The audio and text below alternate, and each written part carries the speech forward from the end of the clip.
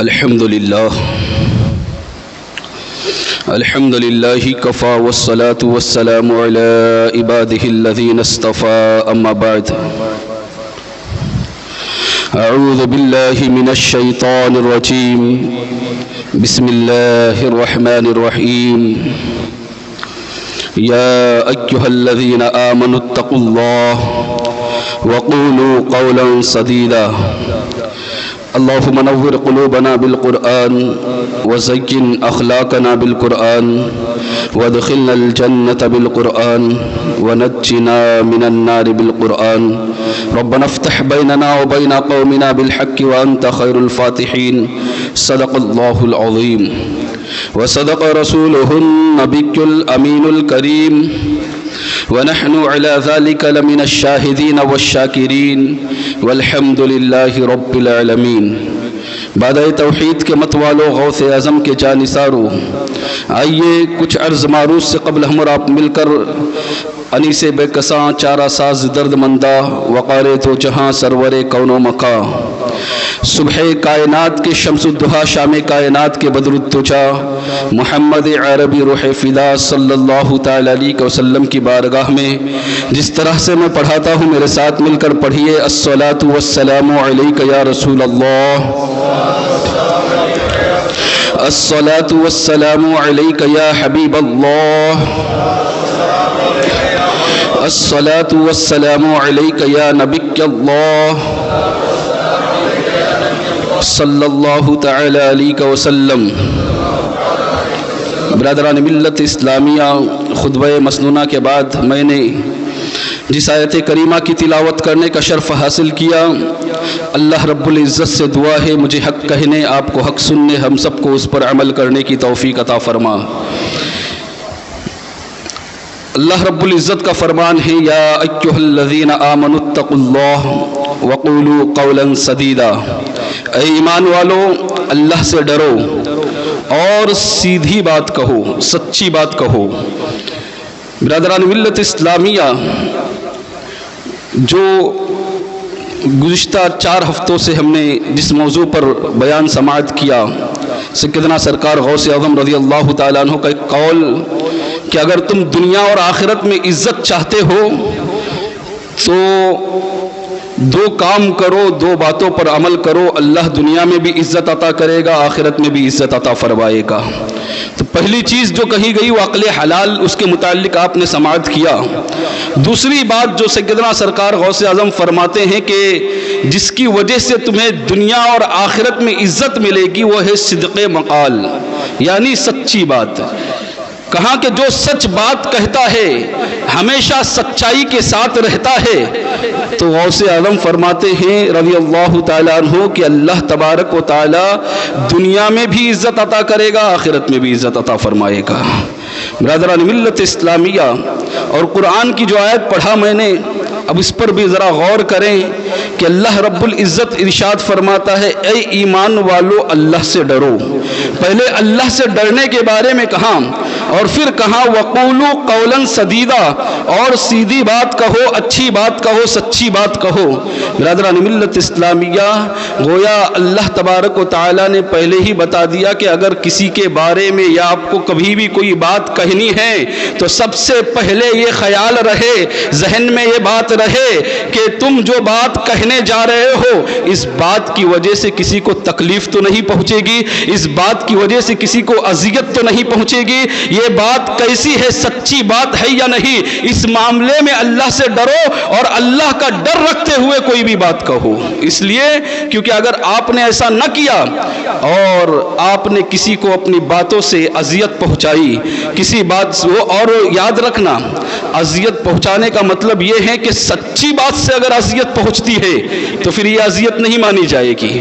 ہاں، کوئی ایسی بات جو اچھی بات نہ ہو اور اس سے اذیت پہنچے، ورنہ پھر اصلاح معاشرہ ہو ہی نہیں پائے گا۔ کچھ لوگوں کے ذہن میں باتیں بھی آتی ہے کہ پھر علماء تو اس قدر سخت باتیں ہم کو بتاتے ہیں اور اس طرح بات کرتے ہیں، اس طرح کی باتیں جو شریعت کی پابندی کے تعلق سے ہمارے درمیان بیان کرتے، اس سے ہم کو تکلیف ہوتی ہے۔ تو آپ کو اس بات سے تکلیف ہونی ہی نہیں چاہیے۔ پہلے کیونکہ شریعت کی جو بات ہوگی وہ حق ہوگی اور وہ غلط کبھی بھی نہیں ہو سکتی۔ بہرحال عرض یہ کر رہا تھا کہ اللہ کا ڈر دل میں ہونا چاہیے اور پھر اس کے بعد کوئی بات کہنی چاہیے۔ اگر ایسا نہیں کرو گے تو اللہ تبارک و تعالیٰ نے دوسری جگہ پر ارشاد فرمایا ما یلفظ من قول الا لدیہ رقیب عتید، کہ جب بھی تم کچھ بولتے ہو ما یلفظ من قول الا لدیہ رقیب عتید، رقیب اور عتید یہ دو فرشتے ہیں وہ تمہاری ہر بات کو لکھ لیتے ہیں۔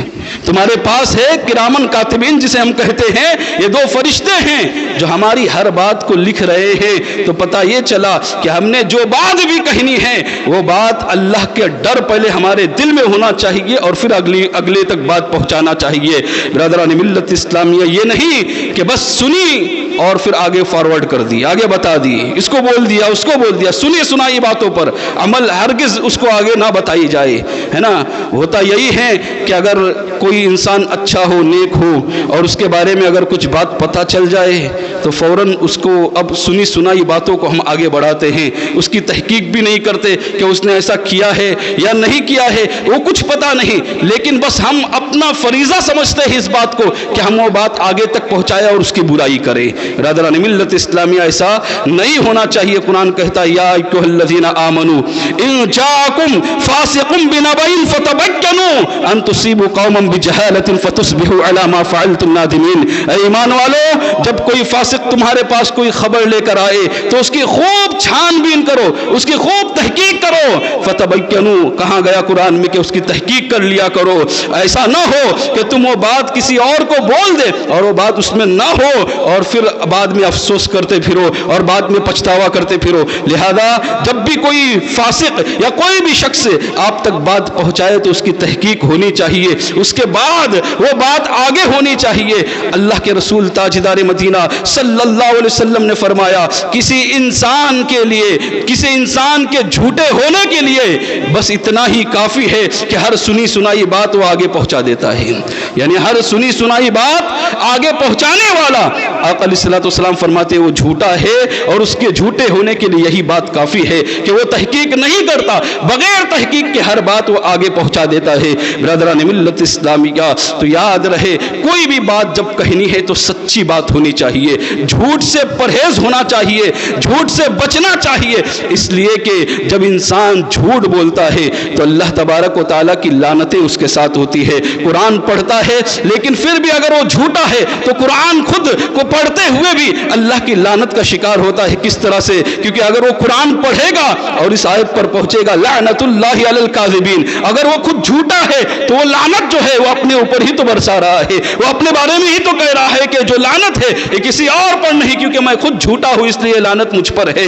برادران ملت اسلامیہ، اللہ رب العزت نے فرمایا لعنت اللہ علی الکاذبین، جھوٹوں پر اللہ کی لعنت۔ ایک مقام پر اللہ رب العزت نے ارشاد فرمایا یا ایھا الذین آمنوا اتقوا اللہ وکونوا مع الصادقین، اے ایمان والو اللہ سے ڈرو اور سچوں کے ساتھ ہو جاؤ۔ ذرا غور کرے، سب سے پہلے اللہ تبارک و تعالیٰ نے اس آیت میں جس کو مخاطب فرمایا ایمان والوں کو کہا۔ ایمان سے بڑھ کر کوئی دولت نہیں، یعنی وہ مومن ہے، اور مومن ہونے کے بعد اگر اس کے پاس تقوی کی دولت بھی ہے، یا ایھا الذین آمنوا اتقوا اللہ، اے ایمان والو اللہ سے ڈرو۔ ایمان تو ثابت ہو گیا کہ اس آیت میں ایمان والوں کو مخاطب کر کے کہا گیا، پھر اتقوا اللہ کہا گیا کہ اللہ سے ڈرو، تو پتہ یہ چلا کہ ایمان اور اللہ کا ڈر اگر کسی کے دل میں آ جائے تو اس سے بڑھ کر اور کیا بات ہو سکتی ہے، اس سے بڑی اور کیا چیز ہو سکتی ہے۔ اللہ تبارک و تعالیٰ نے اپنے ولیوں کی پہچان میں بھی یہی کہا ہے الذین آمنوا وکانوا یتقون، اور وہ لوگ اللہ کے ولی ہیں، اللہ کے دوست ہیں جو ایمان والے ہیں اور تقوی والے ہیں۔ تو اس آیت کریمہ میں اللہ تبارک و تعالیٰ نے ایمان کا بھی کہا، تقوی کا بھی کہا۔ بات ہونی چاہیے تھی یہاں پر مکمل، لیکن مکمل نہیں ہوئی، بلکہ آگے فرمائے وَكُونُوا مَعَ الصَّادِقِينَ، آپ ایمان والے بھی ہو، اللہ سے ڈرتے بھی ہو، تب بھی تمہارے لیے لازم ہے کہ تم متقین کا، سچوں کا ساتھ پکڑو، اس لیے کہ سچوں کے ساتھ رہو گے تو سچے بنو گے اور جھوٹوں کے ساتھ رہو گے تو جھوٹے بنو گے۔ برادران ملت کی صحبت جو ہے وہ اثر کرتی ہے، تو ایمان ایمان بھی ہے، تقوی بھی ہے، اور اس کے باوجود بھی اللہ نے فرمایا کہ ان دونوں چیزوں ہونے کے باوجود بھی تمہیں سچوں کی صحبت حاصل کرنی ہے، سچوں کا ساتھ پکڑنا ہے، وَقُولُوا مَعَ الصَّادِقِينَ۔ برادران ملت اسلامی کا یاد رکھنا، انسان جب بھی کوئی برائی کرتا ہے، جب بھی کوئی بے حیائی کرتا ہے، جب بھی کوئی بری بات کہتا ہے، تو وہ اس کے اندر سب سے پہلے یہ چیز ہوتی ہے کہ وہ جھوٹ کا سہارا لیتا ہے۔ اس کے اندر اتنی ہمت اور جرأت ہوتی ہے کہ وہ جھوٹ بول سکتا ہے جب بھی کوئی برائی لیتا ہے، کرتا ہے۔ یاد رکھنا کہ ایک جھوٹ ایسی برائی ہے، ایک جھوٹ ایسی وبا ہے کہ جس کی وجہ سے انسان بہت سارے برائیوں کو کر سکتا ہے۔ اگر اس کے اندر جھوٹ بولنے کی ہمت ہو تو بہت ساری برائی کر سکتا ہے۔ اس لیے جھوٹ سے اگر بچے گا انسان تو بہت ساری برائیوں سے بچے گا۔ آپ سمجھ سکتے ہیں اس بات کو کہ ایک انسان جرم کرتا ہے لیکن اسے اپنے وکیل پر بڑا بھروسہ ہے، وہ کہتا میں اتنا بڑا وکیل بنا لوں گا کہ وہ جھوٹ بول کر مجھے بچا لے گا۔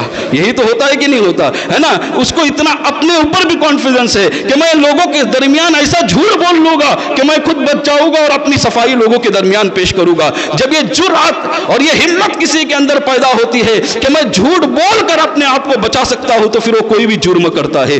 اس لیے جھوٹ سے بچنا یہ انتہائی ضروری ہے۔ ایک شخص آقا علیہ الصلوۃ والسلام کی بارگاہ میں حاضر ہوا، عرض کرنے لگا یا رسول اللہ صلی اللہ علیہ وسلم آپ اسلام کی دعوت دیتے ہیں، اسلام کی تبلیغ کرتے ہیں، مجھے بہت پسند ہے، لیکن کچھ برائیاں ہیں جو مجھ سے چھٹتی نہیں ہے۔ اب ان برائیوں کو بھی چھوڑنے کے بارے میں کہتے ہیں، لہذا میں وہ برائیاں نہیں چھوڑ سکتا، میں اسلام قبول کروں گا۔ آقا علیہ الصلوۃ والسلام نے پوچھا کون کون سی برائیاں ہیں؟ اس نے کچھ برائیوں کو گنایا، اس میں ایک برائی یہ بھی تھی یا رسول اللہ میں جھوٹ بولتا ہوں۔ اللہ کے رسول صلی اللہ تعالیٰ علیہ وسلم نے فرمایا کہ ٹھیک ہے، ان چاروں برائیوں میں سے، ان برائیوں میں سے میں اگر کہوں کہ ایک برائی سے توبہ کر لے، ایک برائی کو چھوڑ دے، ایک گناہ کو چھوڑ دے، کیا تم چھوڑ دو گے؟ کہا ہاں یا رسول اللہ صلی اللہ علیہ وسلم، آپ کے کہنے پر ان چاروں میں سے ایک تو چھوڑ سکتا ہوں۔ برادران ملت اسلامیہ، آقا علیہ الصلوۃ والسلام نے فرمایا اے شخص سن لو، تم ایمان لاؤ اور کبھی جھوٹ مت بولنا، جھوٹ مت بولنا۔ برادران ملت اسلامیہ، وہ شخص گئے اور جانے کے بعد جو جو برائی تھی ان کے اندر، ان برائیوں کو جب بھی وہ کرنے جاتے، اس پر عمل پیرا ہونے جاتے، پھر خیال آتا ذہن کے اندر، دل میں بات آتی کل اگر میں آقا علیہ الصلوۃ والسلام کی بارگاہ میں مسجد نبوی میں حاضر ہوگا اور وہاں پر آقا علیہ الصلوۃ والسلام نے پوچھ لیا کہ کل اس وقت کہاں تھے، تو اگر میں سچ کہوں گا کہ میں برائی کر رہا تھا تو لوگوں کے درمیان شرمندگی ہوگی، اور اگر جھوٹ کہوں گا تو آقا سے وعدہ کیا ہوں جھوٹ کبھی نہیں کہوں گا۔ لہذا وہ جس بھی برائی کے پاس جاتے دل میں خیال آتا کل آقا کی بارگاہ میں جھوٹ کہنا پڑے گا، اس طرح سے ساری برائیوں کو چھوڑ دیتے، اور پھر ایک دن آقا علیہ الصلوۃ والسلام کی بارگاہ میں حاضر ہوئے اور عرض کرنے لگے یا رسول اللہ صلی اللہ علیہ وسلم آپ کی حکمتیں بھری باتیں ہیں، آپ حکمت سے بھرپور ہو، آپ کی باتیں حکمت سے بھرپور ہیں۔ ہوا یوں کہ آپ نے ایک برائی سے بچا کر مجھے ساری برائیوں سے بچا لیا ہے۔ برادران ملت اسلامی، ایک جھوٹ سے بچا کر سارے جھوٹ سارے برائیوں سے مجھے محفوظ کر دیا ہے۔ تو ایک جھوٹ ایک ایسی برائی ہے، ایسی وبا ہے جھوٹ کہ انسان جب اس کو بولنے کی طاقت رکھتا ہے تو پھر وہ کچھ بھی کر سکتا ہے، لیکن سچا جو انسان ہوگا وہ ہر برائی سے بچے گا، ہر گناہ سے بچے گا۔ برادران ملت اسلامیہ، آج ہمارے معاشرے کا حال یہ ہے کہ ہم ہر بات میں جھوٹ بولتے ہیں۔ کچھ لوگ تو یہاں تک کہتے ہیں کہ جھوٹ بولیں گے نہیں تو کاروبار چلے گا ہی نہیں۔ کچھ لوگ کہتے ہیں کہ جھوٹ تو بولنا ہماری مجبوری ہے۔ برادران ملت اسلامیہ، کہ اللہ تبارک و تعالیٰ کو نہیں معلوم تھا جس نے تمہیں پیدا کیا کہ جھوٹ اچھی چیز ہے نہیں یا نہیں ہے؟ جب اس نے منع کر دیا ہے تو اس میں تمہارے لیے کوئی خوبی نہیں ہے۔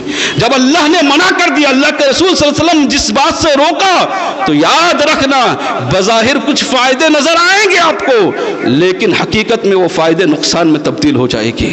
اس لیے ہرگز دنیاوی فائدہ، ظاہری فائدہ مت دیکھنا اور جھوٹ مت بولنا۔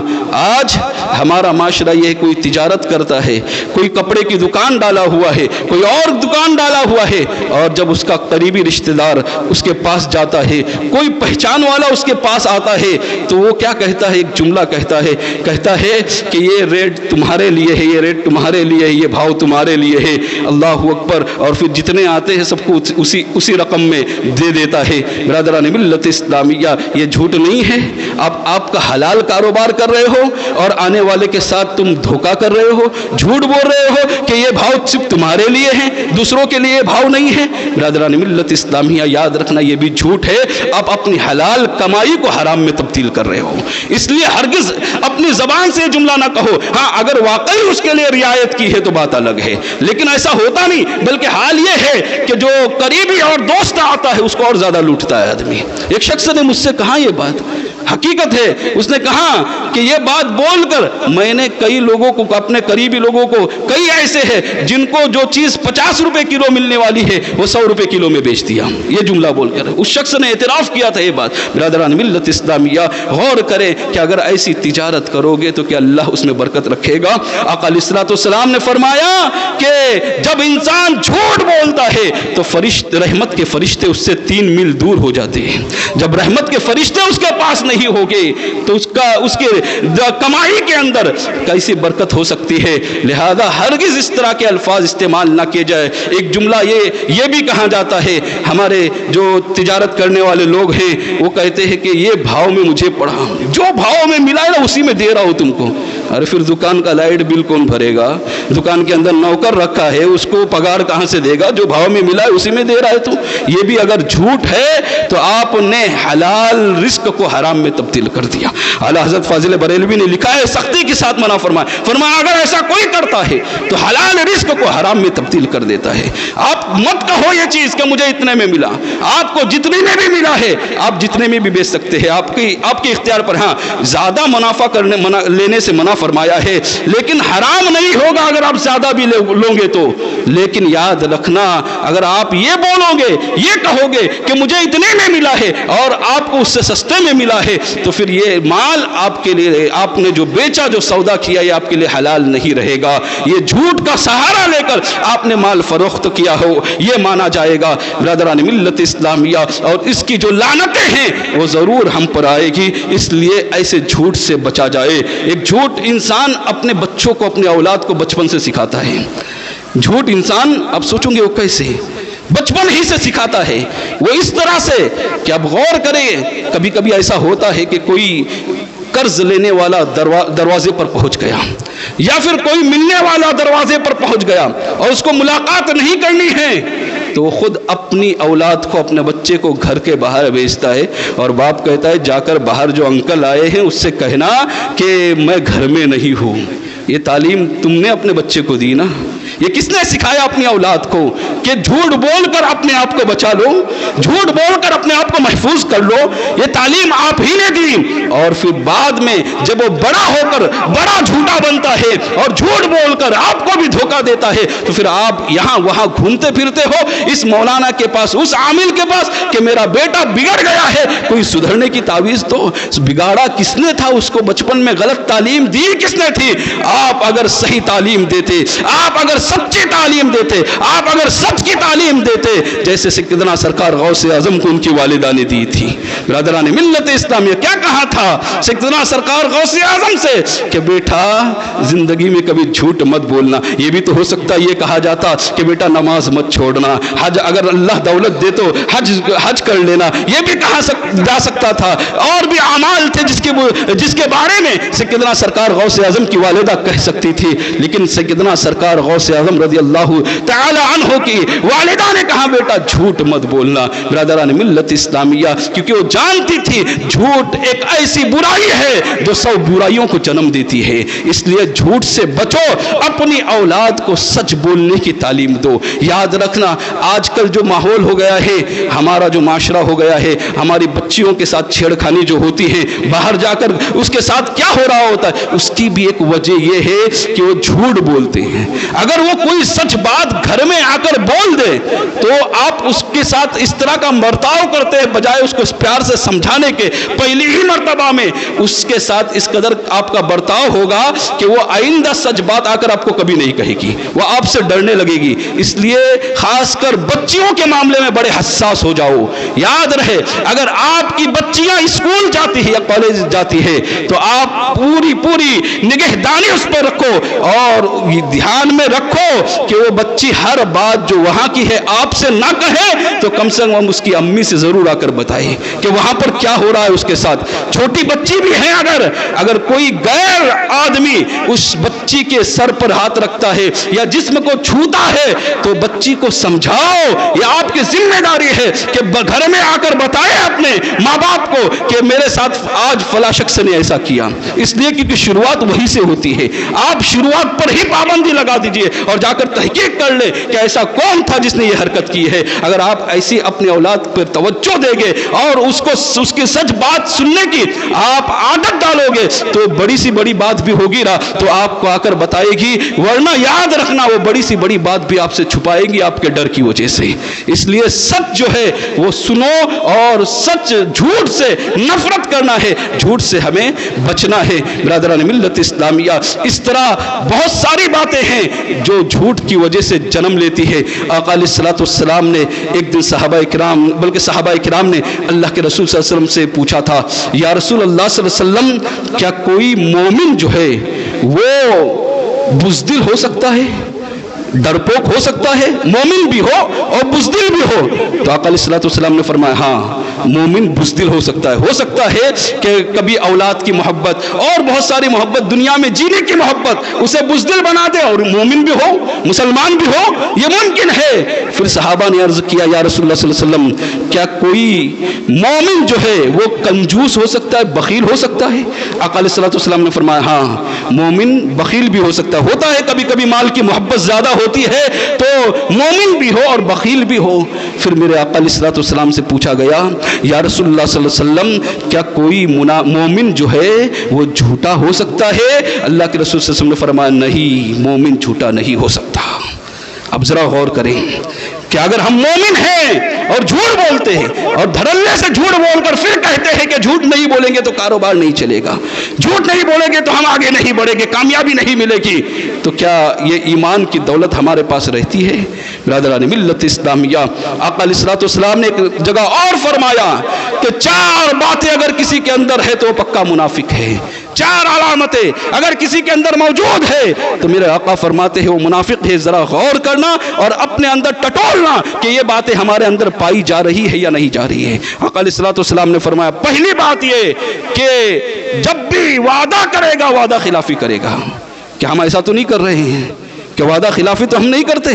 برادران ملت اسلامیہ, اگر وعدہ خلافی کرتے ہیں تو منافقین کی جو 4 علامت ہیں ان میں سے ایک علامت ہمارے اندر بھی موجود ہے. آقا علیہ الصلوۃ والسلام نے فرمایا کہ دوسری علامت اس کے اندر یہ ہوگی کہ جب بھی امانت اس کے پاس رکھی جائے گی وہ خیانت کرے گا, امانت کے اندر وہ خیانت کرے گا. برادران ملت اسلامیہ, آقا علیہ الصلوۃ والسلام نے فرمایا تیسری بات منافق کے اندر یہ ہوگی جب بھی جھگڑا کرے گا گالی گلوچ کرے گا. آج جھگڑا کرتے ہیں ہم, کیا گالی گلوچ نہیں کرتے ہیں؟ کتنے لوگ ہیں ایسے جو بغیر گالی کے جھگڑا کرتے ہیں؟ گالی کے بغیر جھگڑا تو ہوتا ہی نہیں. اور جھگڑا تو چھوڑو, قوم مسلم کا حال یہ ہے کہ دوست آپس میں ملے ایک دوسرے کے ساتھ اچھی باتیں کر رہے ہیں اور اس درمیان بھی وہ اس کی ماں پر گالی دے رہا ہے, اس کی ماں پر گالی دے رہا ہے.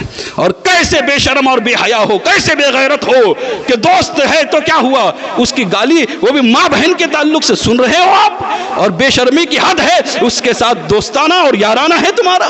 شرم آنی چاہیے تھوڑی. ایسے لوگوں کے ساتھ رہنا بند کر دو, ایسے لوگوں سے دوستی توڑ دو جو تمہاری باتوں کے اندر تمہاری ماں اور تمہاری بہن کی عزتیں اچھالتا ہو, جو تمہاری ماں اور بہن کو بیچ میں لا کر گندی گندی گالیاں دیتا ہو.